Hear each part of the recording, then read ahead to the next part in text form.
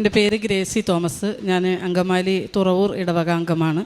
2019 വളരെയേറെ സാമ്പത്തിക പ്രതിസന്ധി മൂലം വിഷമിച്ചപ്പോഴാണ് കൃപാസനം എന്ന സന്നിധാനത്തിലേക്ക് ഞാൻ വന്നത്. ഏതാണ്ട് 1.5 കോടി രൂപയോളം ബാധ്യതയുണ്ടായിരുന്ന അന്ന് ഞാനിവിടെ എൻ്റെ ബിസിനസ്സിൻ്റെ വലിയ തകർച്ചയിലായിരുന്നു ഞാൻ അമ്മ മാതാവിനെ കാണാൻ വന്നത്.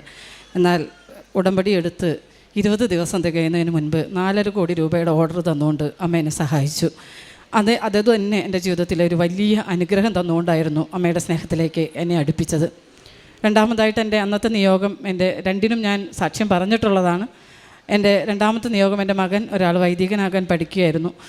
കഴിഞ്ഞ വർഷം ഡിസംബർ 30 വൈദിക പട്ടം സ്വീകരിക്കുന്ന സമയത്ത് അതിരൂപത തർക്കങ്ങളും തടസ്സങ്ങളുമൊക്കെ ആയിട്ട് പട്ടം കിട്ടാൻ ഡേറ്റ് തീരുമാനിച്ചിട്ട് പട്ടം ഇടവക പള്ളിയിൽ നടക്കാത്ത ഒരു വലിയ തടസ്സം നേരിട്ടു. ഞങ്ങൾ ജോസഫ് അച്ഛനെ വന്ന് കണ്ടു. വൈദികനായ മകനും ഞങ്ങളുടെ കുടുംബം എല്ലാവരും വന്ന് അച്ഛനെ കണ്ട് പ്രാർത്ഥിച്ചു. ഒത്തിരിയേറെ പ്രാർത്ഥനാ സഹായം തേടി 1003 മണി ജപമാല ഡിസംബർ 1 മുതൽ ഡിസംബർ 23 വരെ ഞങ്ങളുടെ ഭവനത്തിൽ ഞങ്ങളെല്ലാവരും കൂടി ഇരുന്ന് 1003 മണി ജപമാല ചൊല്ലി പ്രാർത്ഥിച്ചു. ഞാനന്ന് 7-ാം തീയതി 10-ാം തീയതിക്കുള്ളിൽ അമ്മ മാതാവേ, നീ എനിക്കൊരു തീരുമാനമുണ്ടാക്കി തരണം. കാരണം ഇടവകയിലെ മുഴുവൻ അംഗങ്ങളെയും ഞങ്ങൾ ക്ഷണിച്ചു കഴിഞ്ഞിരുന്നു. ഫുഡിന് അഡ്വാൻസ് കൊടുത്തു, കാര്യങ്ങളെല്ലാം ചെയ്തു. ഞങ്ങൾക്കൊരു ഡേറ്റ് തീരുമാനമായില്ല. അപ്പോൾ ഡിസംബർ 7-ാം തീയതി തീരുമാനം വന്നു, പട്ടം നടത്താമെന്ന്. പിന്നെ കാര്യങ്ങളെല്ലാം വളരെ അനുകൂലമായിരുന്നു. ദൈവകൃപയാൽ പരിശുദ്ധമ്മയുടെ സാന്നിധ്യ അനുഭവം നൽകിക്കൊണ്ട് വലിയ ചൈതന്യത്തോടെ ഒരു തടസ്സങ്ങളും കൂടാതെ ഡിസംബർ 30 എൻ്റെ മകൻ വൈദികനായി. 2019 മുതൽ ഇങ്ങോട്ട് പരിശുദ്ധമ്മയുടെ ഉടമ്പടിയിൽ നിബന്ധനകളോട് വിധേയപ്പെട്ട് ജീവിക്കുവാൻ പരമാവധി ഞാൻ ശ്രമിച്ചിട്ടുണ്ട്. ഈ കഴിഞ്ഞ മാർച്ച് 21 എനിക്ക് ബിസിനസ്സാണ്, ഒരു എക്സ്പോർട്ടിംഗ് കമ്പനി നടത്തുകയാണ് ഞാൻ. സ്കൂൾ യൂണിഫോമുകളുടെയൊക്കെ ബൾക്കായിട്ടുള്ള ഓർഡറുകൾ എടുത്ത് ചെയ്യുന്ന യൂണിറ്റാണ് എൻ്റേത്. ഒത്തിരി പേർക്ക് തൊഴിൽ കൊടുക്കുന്നുണ്ട്. അങ്ങനെ നിൽക്കുമ്പോൾ ഈ തിരക്കിനിടയിലും സുഹൃത്തുക്കളും ഒരുമിച്ച് ഞാൻ മലേഷ്യയ്ക്ക് ഒരു ട്രിപ്പ് പോയി. 16 പേരടങ്ങുന്ന ഗ്രൂപ്പായിരുന്നു ഞങ്ങളുടേത്. ഞങ്ങൾ ഇവിടെ നിന്ന് പോകുന്നു. 21-ാം തീയതി പോയി 24-ാം തീയതി തിരിച്ചു വരാനായിരുന്നു പ്ലാനിട്ട് പോയത്. എന്നാൽ ഇവിടെ നിന്ന് മലേഷ്യ എയർപോർട്ടിൽ ചെക്കൗട്ട് ചെയ്യുമ്പോൾ നമ്മളിങ്ങനെ ഫിംഗർ പ്രിൻറ്റ് പതിക്കുന്ന സമയത്ത് ഞാനതവിടെ പാസ്പോർട്ട് വെച്ചു എന്നാണ് എൻ്റെ ഓർമ്മ. എനിവേ എൻ്റെ കയ്യിൽ നിന്ന് പാസ്പോർട്ട് നഷ്ടമായി. അവിടെ വെച്ചായിരിക്കാം എന്ന് ഞാൻ ഊഹിക്കുന്നു. പിറ്റേ ദിവസം രാവിലെ ഞാൻ സൈറ്റ് വിസിറ്റിനായിട്ട് നിങ്ങളുടെ എല്ലാവരുടെയും പാസ്പോർട്ട് കയ്യിൽ കരുതണമെന്ന് ഗൈഡ് പറയുമ്പോഴാണ് ഞാൻ എൻ്റെ ബാഗ് പരിശോധിക്കുന്നത്. അപ്പോൾ ബാഗിൽ നോക്കുമ്പോൾ പാസ്പോർട്ടില്ല. അപ്പോൾ പാസ്പോർട്ട് ഇല്ലാത്ത സമയത്ത് ആ നാട്ടിൽ പുറത്തിറങ്ങാൻ പോലും പറ്റാത്ത സാഹചര്യം. എൻ്റെ കൂടെ 16 പേരുണ്ട്. ഞാനപ്പോൾ തന്നെ ഞാൻ ഉടമ്പടിയിലാണ് എന്നുള്ളത് കൊണ്ട് തന്നെ ചെറുതും വലുതുമായ ഏത് പ്രതിസന്ധി വന്നാലും ഉടമ്പടി കാശ് രൂപം വെച്ച് പ്രാർത്ഥിച്ചുകൊണ്ടായിരിക്കും ഞാനതിനെ ഇതുവരെ നേരിട്ട് പോന്നിട്ടുള്ളത്. അപ്പോൾ തന്നെ ഞാൻ ലൈറ്റ് ക്യാൻഡിൽ പ്രയർ റിക്വസ്റ്റ് ഇട്ട് പ്രാർത്ഥിച്ചു. ഉടനെ തന്നെ എനിക്കെപ്പോഴും വചനം പറഞ്ഞ് പ്രാർത്ഥിച്ചുകൊണ്ടിരുന്നു. സഫാനിയ 3:17 നിൻ്റെ ദൈവമായ കർത്താവ് വിജയം നൽകുന്ന യോദ്ധാവ് നിൻ്റെ മധ്യമുണ്ട്. ഞാൻ എപ്പോഴും ഇങ്ങനെ ഉരുവിട്ടുകൊണ്ടിരുന്നു. അപ്പോൾ തന്നെ എൻ്റെ മനസ്സിലേക്ക് ഇങ്ങനെ കയറി വരും, ഭയപ്പെടേണ്ട, ഞാൻ നിന്നോട് കൂടെയുണ്ട്, സംഭ്രമിക്കേണ്ട, ഞാനാണ് നിൻ്റെ ദൈവം. എൻ്റെ കൂടെയുള്ള എല്ലാവരും എൻ്റെ ബാഗും എൻ്റെ റൂമും ഒക്കെ പരിശോധിക്കാൻ തുടങ്ങി. ഒത്തിരി ശ്രമം നടത്തി, കാണുന്നില്ല. അപ്പോഴൊന്നും എനിക്കൊരു പതർച്ചയുണ്ടായില്ല. ആ പാസ്പോർട്ട് കണ്ടില്ല എന്ന സഡൻ ആ നിമിഷം മാത്രമാണ് എന്നെ സംബന്ധിച്ച് ഞാനൊന്ന് പകച്ചത്. പ്രയർ റിക്വസ്റ്റ് ഇട്ടതിന് ശേഷം വചനം പറഞ്ഞ് പ്രാർത്ഥിച്ചുകൊണ്ടിരുന്നു. ഞാൻ സൈറ്റ് വിസിറ്റിൽ അവരുടെ ഒപ്പം പോയി. അവരോടൊക്കെ ഞാൻ പറഞ്ഞു, നിങ്ങൾ ടെൻഷൻ ആവേണ്ട, ഞാൻ ഈ വിഷയം പരിശുദ്ധ അമ്മയെ ഏൽപ്പിച്ചിട്ടുണ്ട്, അമ്മ എനിക്ക് ഈ കാര്യം നടത്തി തരും എന്ന് ഞാൻ അവരെ ബോധ്യപ്പെടുത്തി. ഉടനെ തന്നെ ഞാൻ ലൈറ്റ് ക്യാൻഡിൽ പ്രയർ റിക്വസ്റ്റ് ഇട്ട് പ്രാർത്ഥിച്ചു എന്നുള്ളത് കൊണ്ട് തന്നെ എനിക്ക് ഉറപ്പുണ്ടായിരുന്നു എൻ്റെ ഈ കാര്യം നടന്നു കിട്ടുമെന്ന്. എന്നാൽ ഒത്തിരി ശ്രമിച്ചു, നടന്നില്ല. എയർപോർട്ടിലൊക്കെ അന്വേഷിച്ചു, കിട്ടിയില്ല. കൂടെയുള്ളവർക്കൊക്കെ ചെറിയ സങ്കടമായി. പക്ഷേ എനിക്ക് സങ്കടമില്ലാന്നും ടെൻഷനില്ലാന്നും കാണുമ്പോൾ അവരൊക്കെ പറയണേ, നിൻ്റെ വിശ്വാസം കണ്ടിട്ട് ഞങ്ങൾക്ക് തന്നെ അത്ഭുതം തോന്നുന്നു. ഞാൻ പറഞ്ഞു, അതെ, ഞാൻ വിശ്വസിക്കുന്നു. ഇതുവരെയുള്ള എൻ്റെ അനുഭവം പരിശുദ്ധ അമ്മ കൂടെ നിൽക്കുന്നു എന്നുള്ളതാണ്. അവൻ പറയുന്നത് നിങ്ങൾ ചെയ്യുക, നിങ്ങളുടെ കാര്യം അവൻ ഏറ്റുകൊള്ളും. പരിശുദ്ധ അമ്മയെ ഞാൻ ഏൽപ്പിച്ചിട്ടുണ്ട്. പരിശുദ്ധമ്മ ഉടമ്പടി നിബന്ധനകളോട് വിധേയപ്പെടുവാൻ ഒരു സാധാരണ സ്ത്രീ എന്ന നിലയിൽ പരമാവധി ഞാൻ ശ്രമിച്ചിട്ടുണ്ട്. അതുകൊണ്ട് തന്നെ എനിക്ക് ഉറപ്പുണ്ട് എൻ്റെ ഈ കാര്യം നടന്നു കിട്ടും. ആദ്യം ഞാൻ പോലീസിൽ 2-ാം ദിവസം അന്വേഷിച്ചു. 3-ാം ദിവസം എനിക്ക് തിരിച്ചു പോരണം. 2-ാം ദിവസം അന്വേഷിക്കുമ്പോഴും കാണുന്നില്ല. എയർപോർട്ടിൽ അന്വേഷിച്ചു, അവിടെയൊന്നും കിട്ടിയതായിട്ട് അറിവില്ല. അപ്പോൾ പറഞ്ഞു, ആദ്യം നമ്മൾ പോലീസിൽ റിപ്പോർട്ട് ചെയ്യണം. പോലീസ് റിപ്പോർട്ട് ചെയ്യാൻ ചെല്ലുമ്പോൾ അവിടുത്തെ സമയം രാത്രി 10:30 മണിയാണ്. അവിടെ ചെല്ലുമ്പോൾ അദ്ദേഹം പറഞ്ഞു, ബാക്കി എല്ലാ കോപ്പിയും എൻ്റെ കയ്യിലുണ്ട്, റിട്ടേൺ ടിക്കറ്റിൻ്റെ കോപ്പി വേണമെന്ന് പറഞ്ഞു. അങ്ങനെ വരുമ്പോൾ അതെൻ്റെ കയ്യിലില്ല, എൻ്റെ ഫോണിലുണ്ട്. അപ്പോൾ പറഞ്ഞു പുറത്ത് പോയിട്ട് നിങ്ങൾ പോയി കോപ്പി എടുത്തിട്ട് വരുമെന്ന് പറഞ്ഞു. അങ്ങനെ ഞാൻ പുറത്തേക്ക്, ഞാൻ ഒറ്റയ്ക്കാണ്, എൻ്റെ കൂട്ടത്തിൽ വന്ന ഒരു ട്രാവൽ മേറ്റ് കൂടിയാണ് ഉള്ളത്. എൻ്റെ ഒരു കമ്പാനി, ഞങ്ങൾ 2 പേരും മാത്രമാണുള്ളത്. ബാക്കി പുറത്ത് പോകാൻ നോക്കുമ്പോൾ ഞങ്ങൾക്ക് അവിടെ ഒരു പരിചയമില്ല. അപ്പോൾ അവിടെ കടകളൊക്കെ അടച്ചേക്കുകയാണ്. തിരിച്ചു വന്നിട്ട് ആ പോലീസുകാരനോട് ഞാൻ പറഞ്ഞു, സാറേ ഞങ്ങൾ ഒറ്റയ്ക്കാണ്. അപ്പോൾ എൻ്റെ കൂട്ടുകാർ പറഞ്ഞു, ഒന്ന് സഹായിക്കുമോ സാറേ, ഇവിടെ ഒരു പ്രിൻ്റർ ഉണ്ടല്ലോ, ഒരു പ്രിൻ്റർ എടുത്ത് തരുമോ എന്ന് ചോദിച്ചു. അപ്പോൾ അദ്ദേഹം പറഞ്ഞു, സോറി, നിയമപരമായി അത് ചെയ്യാൻ കഴിയില്ല, നിങ്ങൾ പോയിട്ട് നാളെ വരൂ. സാറേ ഞങ്ങളുടെ ഫ്ലൈറ്റ് നാളെയാണ്, ഞങ്ങൾക്ക് തിരിച്ചു പോകേണ്ടത്, ഇനി ഇത് പോയിട്ട് എംബസി കൊടുത്തിട്ട് കുറേ ഡിലേ വരില്ലേ സാറേ, പ്ലീസ് ഒന്ന് ഹെൽപ്പ് ചെയ്യൂ സാറേ എന്ന് പറയുമ്പോഴും ഞാൻ ഈ കാശ് രൂപം പിടിച്ച് പ്രാർത്ഥിച്ചുകൊണ്ടിരുന്നു, പരിശുദ്ധ അമ്മേ നീ ഇടപെടണമേ അമ്മേ, എനിക്ക് ആരുമില്ല, ഞാനിവിടെ ഒറ്റയ്ക്കാണ്. എൻ്റെ നാട്ടിൽ മക്കളോട് ഞാൻ ഈ കാര്യം പറഞ്ഞില്ല. മക്കളോട് ഞാൻ ഇങ്ങനെ പറഞ്ഞു, അതായത് ഞങ്ങളുടെ കൂട്ടത്തിൽ ഒരാളുടെ പാസ്പോർട്ട് മിസ്സിംഗ് ആണ്. മൂത്ത മകനെ വിളിച്ചിട്ട് പറഞ്ഞു, മോൻ പോയിട്ട് ദിവ്യകാരുണ്യ സന്നിധിയിൽ പോയിട്ട് കുറച്ച് നേരം പ്രാർത്ഥിക്കണം. അപ്പോൾ അവൻ എനിക്ക് മെസ്സേജ് ഇട്ടു, മമ്മിയുടെ ആണോ? ഞാൻ അല്ല, എൻ്റേതല്ല. അച്ഛൻ മകനെ വിളിച്ചിട്ട് പറഞ്ഞു, കുർബാനയിൽ സമർപ്പിച്ച് പ്രാർത്ഥിക്കണം, കൂട്ടത്തിൽ ഒരാളുടെ പാസ്പോർട്ട് മിസ്സിംഗ് ആണ്, പ്രാർത്ഥിക്കാൻ മമ്മി, ടെൻഷനൊന്നും ആവണ്ടെന്ന് പറഞ്ഞു. പക്ഷെ അവരോടൊന്നും ഞാൻ ഈ കാര്യം ആരോടും പറഞ്ഞില്ല. ഞാൻ അവിടെ ഒറ്റയ്ക്ക് പിറ്റേ ദിവസം എംബസിയിൽ പോലീസ് റിപ്പോർട്ടുമായിട്ട് എംബസിയിൽ പോവുകയാണ്. 1 മണിക്കുള്ളിൽ നമ്മൾ അതിൻ്റെ അകത്ത് കയറണം. 1 മണിക്ക് ആദ്യം ഒരു ഓഫീസിൽ ചെന്നപ്പോൾ അവർ പറഞ്ഞു, ഇവിടെയല്ല, BLS എന്ന മറ്റൊരു ഓഫീസിൽ പോയിട്ട് നിങ്ങൾ ഫൈൻ അടച്ചിട്ട് തിരിച്ച് ആ റിപ്പോർട്ടുമായിട്ട് ഇവിടെ വരണം. എന്നാൽ അതിനുശേഷം 3 ദിവസത്തിന് ശേഷമാണ് നിങ്ങൾക്ക് ഈ പാസ്പോർട്ട് കിട്ടാൻ കഴിയും. സാധാരണഗതിയിൽ 7 ദിവസം, എമർജൻസിയിൽ 3 ദിവസം. നമ്മൾ സാറേ നാളെയാണ് എനിക്ക് തിരിച്ചു പോകേണ്ടത്, എൻ്റെ കൂടെ 16 പേരുണ്ട്, അവർ തിരിച്ചു പോയാൽ ഞാൻ ഇവിടെ ഒറ്റയ്ക്കാവും. ഞാൻ തിരിച്ചു ചെന്നിട്ട് ചെയ്യേണ്ട ഒത്തിരി ഉത്തരവാദിത്തങ്ങൾ എന്നിലുണ്ട്. ചൊവ്വാഴ്ച രാത്രി വന്നാൽ ബുധൻ വ്യാഴം ഒക്കെ ഞാൻ ഓരോ പ്ലാനിങ് ഇട്ടിട്ടുണ്ട്. ഇതൊന്നും നടക്കാത്ത സ്ഥിതി വരും. എനിക്ക് ഞാൻ ടൂറ് പോയതാണ്. അപ്പോൾ അദ്ദേഹം പറഞ്ഞു, നിങ്ങളെ വിശ്വസിച്ച് ഞാൻ ഈ റിപ്പോർട്ട് തരുന്നു, അതുകൊണ്ട് പ്രിൻ്റ് എടുക്കാൻ സാധ്യതയില്ല, അതുകൊണ്ട് ഞാൻ നിങ്ങളെ വിശ്വസിച്ച് തരികയാണെന്ന് പറഞ്ഞിട്ട് ആ രാത്രി തന്നെ പോലീസ് റിപ്പോർട്ട് തരുന്നു. പിറ്റേ ദിവസം അടുത്ത ഓഫീസിൽ ചെല്ലുന്നു. അവർ പറയുന്നു, ഇവിടെയല്ല, മറ്റൊരു സ്ഥലത്താണ്, അവിടെ 1 മണിക്കുള്ളിൽ ചെന്നില്ല എങ്കിൽ അവിടെ ക്ലോസ് ചെയ്യുകയാണ്, അപ്പം അടുത്ത ദിവസമേ പറ്റുള്ളൂ. അപ്പോൾ 12:45 സമയം, 20 മിനിറ്റ് വേണം അവിടെ എത്താൻ. അപ്പോൾ കാറിലിരിക്കുന്നത് ഒരു മലേഷ്യൻ ഡ്രൈവർ മാത്രമാണ്, ഞാൻ ഒറ്റയ്ക്കാണ്. പക്ഷേ ഈ സമയത്തൊന്നും പരിശുദ്ധ അമ്മയുടെ സന്നിധിയിൽ നിന്നിട്ട് ഞാൻ പറയുന്നു, വലിയ വിശ്വാസമായിരുന്നു എനിക്കൊരു തകർച്ചയോ ടെൻഷനോ ഒന്നും ആയിരുന്നില്ല. സഞ്ചാരി മാതാവേ, സമയ ചുരുക്കത്തിൻ്റെ അമ്മ തന്നെ മുന്നിൽ പോയിട്ട് ഈ കാര്യം നടത്തി തരണം, എൻ്റെ കൂടെ ആരുമില്ല, എനിക്ക് നീ മാത്രമേ ആശ്രയമുള്ളൂ എന്ന് മാത്രമാണ് ഞാൻ പറഞ്ഞുകൊണ്ടിരുന്നത്. അവിടെ ചെല്ലുമ്പോൾ എൻ്റെ അടുത്ത് ചോദിച്ചു, ഞാൻ ചെല്ലുന്നതും ഷട്ടർ ഇടുന്നതും ഒപ്പമായിരുന്നു. ഞാൻ അകത്തേക്ക് കടന്നു, 12:58, 2 മിനിറ്റിനുള്ളിൽ ഞാൻ ഷട്ടറിനകത്തായി. അടുത്ത് വരുന്ന കസ്റ്റമർ വന്നപ്പോഴേക്കും അവർ ക്ലോസ് ചെയ്തു. അവരെന്നോട് കുറേ ക്രോസ് ക്വസ്റ്റ്യനൊക്കെ ചോദിച്ചു, നിങ്ങൾ കളഞ്ഞതാണോ പോയതാണോ? അപ്പോഴൊക്കെ ഞാനിങ്ങനെ ഒറ്റയ്ക്ക് നിന്ന് മറുപടി പറഞ്ഞുകൊണ്ടിരിക്കുക, സാറേ ഇതാണ് കാര്യം, ഞാൻ ഇങ്ങനെ വന്നതാണ്, എൻ്റെ പാസ്പോർട്ട് മിസ്സിംഗ് ആണ്, ഒക്കെ പോയി എന്ന് പറഞ്ഞിട്ട് അവസാനം അവർ ഫോട്ടോയൊക്കെ എടുത്തു, ബാക്കി ഡീറ്റെയിൽസ് എല്ലാം എടുത്തിട്ട് പറഞ്ഞു, ഇനി ഇത് നിങ്ങൾ അടുത്ത ഓഫീസിൽ കൊണ്ടു ചെല്ലൂ, അവിടെ ചെന്ന് കഴിയുമ്പോൾ നിങ്ങൾക്ക് അവർ മറുപടി പറയും.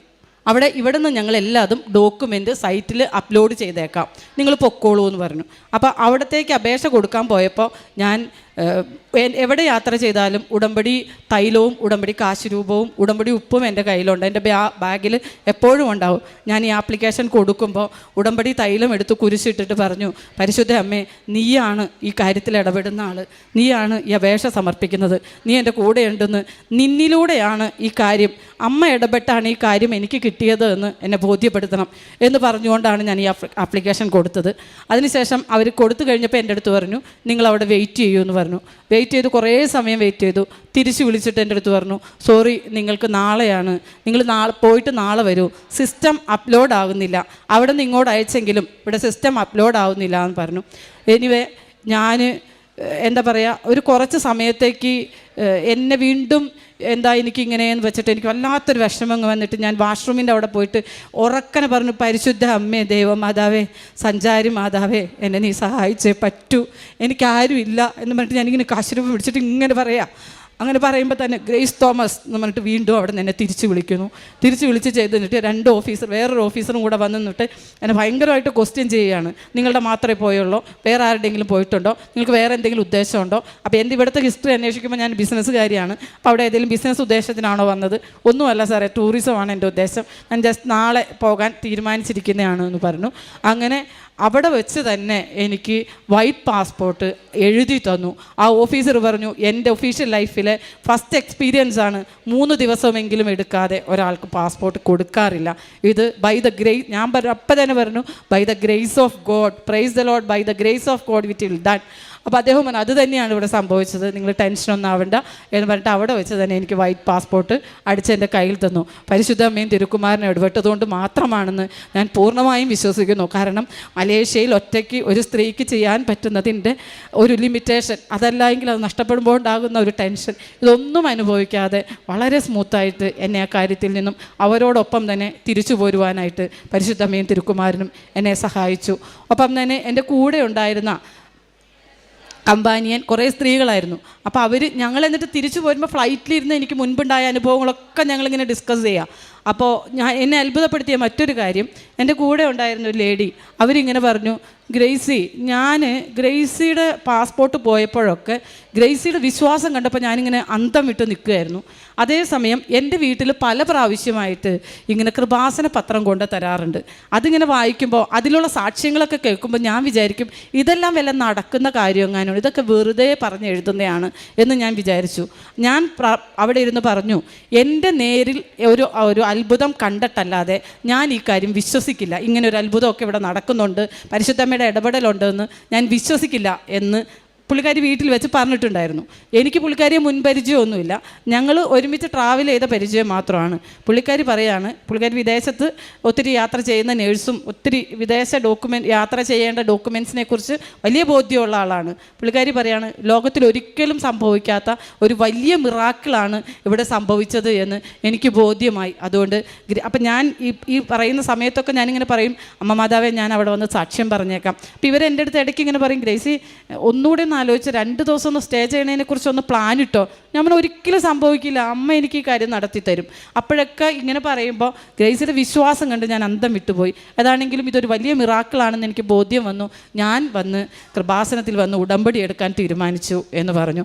അപ്പോഴാണ് എനിക്ക് മനസ്സിലായത്, അമ്മ എന്നിലൂടെ പ്രവർത്തിച്ചു, ഈശോയെ സ്നേഹത്തിലേക്ക് ഒരാളെ കൂടി കൊണ്ടുവരാനായിട്ട് എനിക്ക് സഹനം തരികയും എന്നെ വിശ്വാസത്തിൽ ആഴപ്പെടുത്തുകയും ചെയ്യുമായിരുന്നു എന്ന് പൂർണ്ണമായും ഞാൻ വിശ്വസിക്കുന്നു. ഇന്ന് അവരിവിടെ വന്ന് 4 പേരും ഉടമ്പടി എടുക്കാൻ തയ്യാറാണ്. ഒരാൾ ഇന്ന് എൻ്റെ കൂടെ വന്നു, ഇവിടെ വന്ന് ഉടമ്പടി എടുത്തു.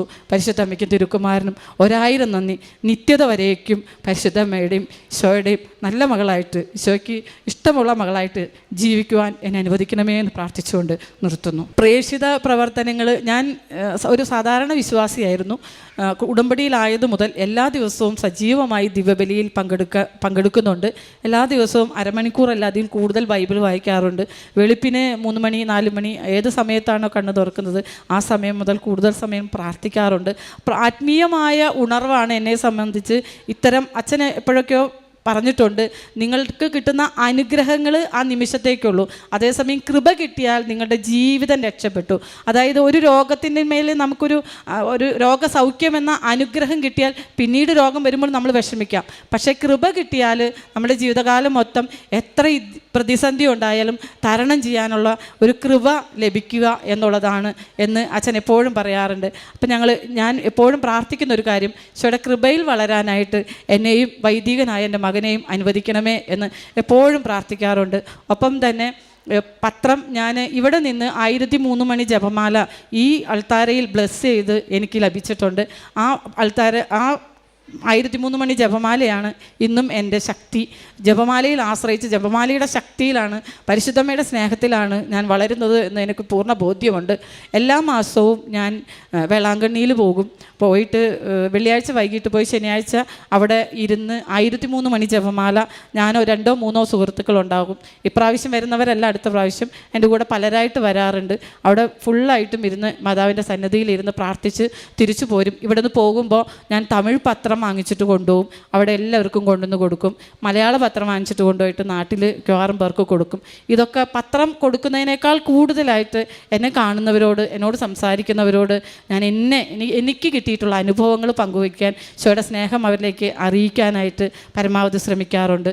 കാരുണ്യ പ്രവർത്തികൾ പറഞ്ഞാൽ കഴിയുന്നത്ര രോഗികളെ കാണാൻ പോകാറുണ്ട്, കഴിയുന്ന പോലെയൊക്കെ അവർക്ക് സഹായങ്ങൾ ചെയ്തു കൊടുക്കാറുണ്ട്. കൂടാതെ ഞാൻ കഴിഞ്ഞ 1.5 വർഷക്കാലമായിട്ട് എൻ്റെ എല്ലാ മാസവും കൃപാസനത്തിലേക്ക് വണ്ടി അറേഞ്ച് ചെയ്ത് ഒത്തിരി പേരെ ഞാൻ തന്നെ അതിൻ്റെ അകത്ത് റിസ്ക് എടുത്ത് കൊണ്ടുവന്നുകൊണ്ടിരുന്നു. ഏതാണ്ട് 1.5 വർഷക്കാലം ഞാൻ അങ്ങനെ ചെയ്തു.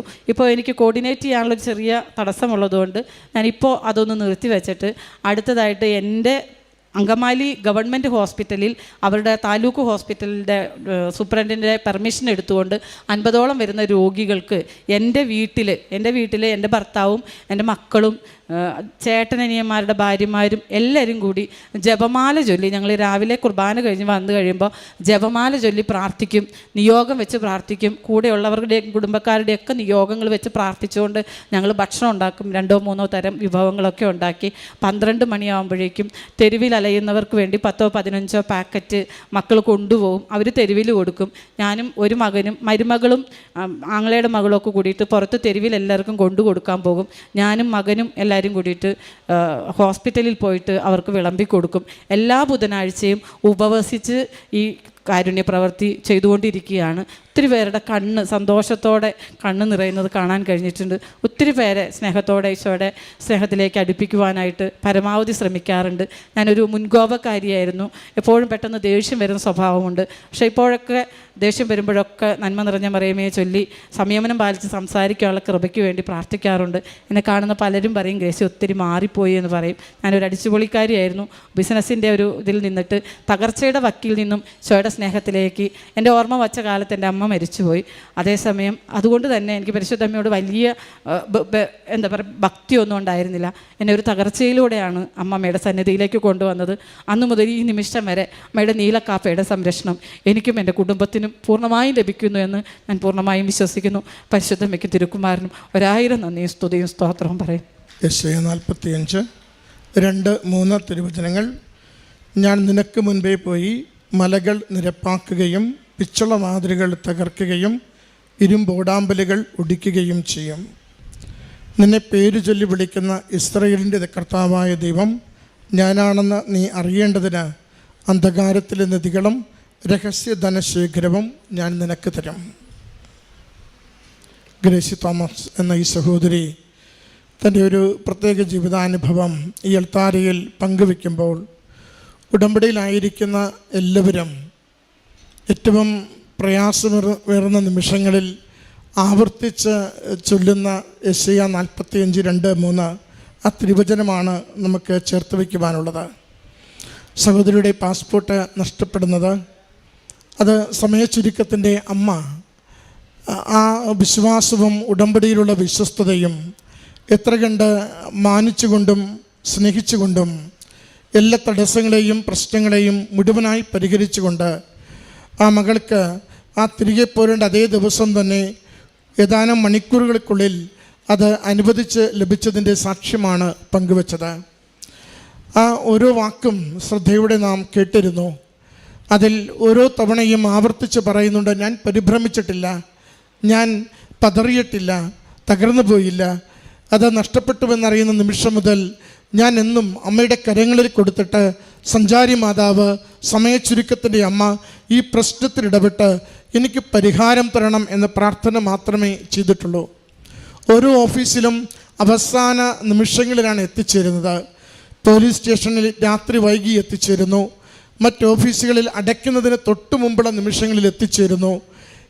എംബസിയിൽ അത് അന്ന് ലഭിക്കില്ലെന്ന് ഉറപ്പിക്കുന്ന സമയത്ത് എത്തിച്ചേരുന്നു.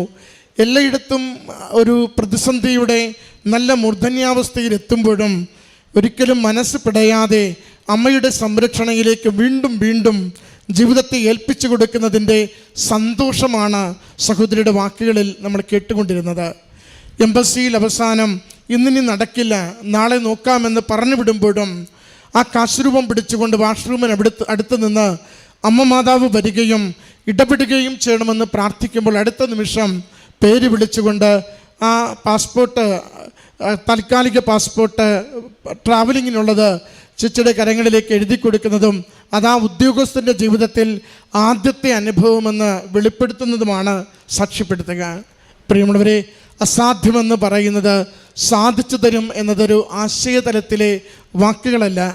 ദൈവം നേരിട്ടിറങ്ങി വന്ന് കൂടെ നിന്ന് പ്രവർത്തിച്ച് നടക്കേണ്ട വഴികളിലൂടെ കൈപിടിച്ച് നടത്തി എത്തിക്കേണ്ട ഇടങ്ങളിൽ സമയത്തെത്തിച്ച് അനുവദിച്ചു തരേണ്ടത് ആ കൃത്യ നിമിഷങ്ങൾക്കുള്ളിൽ അനുവദിച്ചു തന്ന് സുരക്ഷിതമാക്കുമെന്നത് പ്രത്യക്ഷീകരണത്തിൻ്റെ വലിയ പ്രത്യേകതയാണ്. അതുകൊണ്ട് അമ്മ മാതാവിൻ്റെ തിരുനടയിൽ നിങ്ങൾ എപ്പോഴൊക്കെ ഒരു നിയോഗം എഴുതി സമർപ്പിക്കുന്നുവോ ആ ഓരോ നിയോഗത്തിലും ഉറപ്പിച്ചു പറയണം, ഇത് അമ്മയുടെ കരങ്ങളിൽ ഏൽപ്പിച്ചുവെന്ന. ഇനി സംശയിക്കില്ല, ഇനി ഞാൻ പരിഭവിക്കത്തില്ല, ഇനി സങ്കടത്തോടെ ഞാൻ തിരിഞ്ഞു പോവില്ല. എൻ്റെ അമ്മയുടെ കരങ്ങളിൽ ഇത് ഏൽപ്പിച്ചുവെങ്കിൽ എൻ്റെ അമ്മ എനിക്ക് വേണ്ടുന്ന വഴികൾ ഒരുക്കി തരും. ഒരു വിദേശ രാജ്യത്ത് പരിചയമാരുമില്ലാത്തൊരിടത്ത് ഒരു സന്ദർശനത്തിന് വേണ്ടി പോയ ഇടങ്ങളിൽ എത്ര സുന്ദരമായിട്ട് അമ്മ മാതാവ് ദൂതരെ ക്രമീകരിച്ച്, സമയത്തെ ക്രമീകരിച്ച്, ഉത്തരവാദിത്തപ്പെട്ടവരെ ചുമതലപ്പെടുത്തി ഒരു കാര്യം നേടിത്തരുന്നുവെന്ന് ഈ മകൾ വാക്കുകളിലൂടെ സാക്ഷ്യപ്പെടുത്തുകയാണ്. ആകസ്മികമായി പറയുന്നൊരു സാക്ഷ്യമല്ലത്. നേരത്തെ പറഞ്ഞു, വലിയ കടബാധ്യതയിൽ എങ്ങനെ അമ്മ മാതാവ് അനുഗ്രഹിച്ചുവെന്ന്. മകൻ്റെ തിരുപ്പട്ട സ്വീകരണ സമയത്തുണ്ടായ വലിയ പരിഹരിക്കാനാവാത്ത പ്രതിസന്ധികളിൽ അമ്മ മാതാവ് ആ കൃത്യ ഡേറ്റിന് തന്നെ ആ തിരുപ്പട്ടം സ്വീകരിക്കുവാൻ പറ്റുന്ന വിധത്തിൽ എങ്ങനെ കാര്യങ്ങൾ ക്രമീകരിച്ചു കൊടുത്തുവെന്ന്. അമ്മ മാതാവിൻ്റെ ഉടമ്പടി എടുത്തതിന് ശേഷം എങ്ങനെയാണ് കാരുണ്യ പ്രവൃത്തിയും പ്രേക്ഷിത പ്രവർത്തനങ്ങളും ചെയ്യുന്നതെന്ന് കലർപ്പില്ലാതെ, അളവില്ലാതെ, ഒന്നും പിശുക്കാതെ ദൈവനാമത്തിൻ്റെ മഹത്വത്തിന് വേണ്ടി എല്ലാം ചെയ്യുമ്പോൾ നമ്മൾ ഒരാപത്തിലെത്തുമ്പോൾ ദൈവമാതാവ് നമുക്ക് വേണ്ടി തിരുക്കുമാരൻ്റെ സന്നിധിയിൽ നിർബന്ധപൂർവം കുപ്പുകരവുമായി കൂടെ ഉണ്ടാവും. ഇതാണ് നമ്മുടെ പ്രത്യാശ, ഇതാണ് ഉടമ്പടിയുടെ അനുഗ്രഹവും. നമുക്ക് സന്തോഷത്തോടു കൂടി ഉടമ്പടി ജീവിക്കാം. നമ്മുടെ നിയോഗങ്ങൾ ദൈവകരങ്ങളിൽ സുരക്ഷിതമാണ്. അമ്മ നമുക്ക് വേണ്ടി അഭിഭാഷകയായി, മധ്യസ്ഥയായി, എല്ലാത്തിലുമുപരി സ്നേഹിക്കുന്നൊരമ്മയായി കൂടെ നിന്ന് നമ്മുടെ ജീവിത പ്രശ്നങ്ങളെ ഏറ്റെടുത്ത് പരിഹരിക്കും. ഈ അനുഭവത്തിന് അമ്മ മാതാവിനും തിരുക്കുമാരനും നന്ദി പറഞ്ഞുകൊണ്ട് കരങ്ങളടിച്ച് ഈ സാക്ഷ്യം സമർപ്പിക്കാം.